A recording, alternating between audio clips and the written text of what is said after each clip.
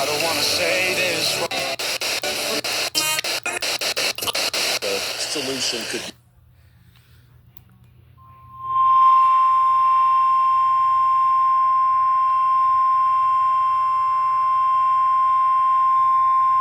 The National Weather Service in Raleigh has issued a severe thunderstorm warning for southwestern Moore County, southeastern Montgomery County, northeastern Richmond County until 8:15 p.m. At 7:24 p.m., a severe thunderstorm was located 11 miles northwest of Hoffman, or 16 miles north of Rockingham, and is nearly stationary. Hazard, 60 miles per hour wind gusts. Source, radar indicated. Impact, expects damage to roofs, siding, and trees.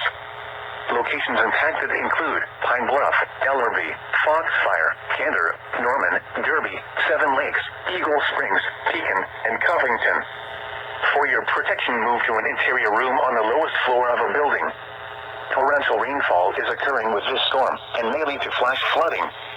Do not drive your vehicle through flooded roadways. Repeating, a severe thunderstorm warning has been issued until 8:15 p.m. for the following counties in North Carolina, Montgomery, Moore, and Richmond.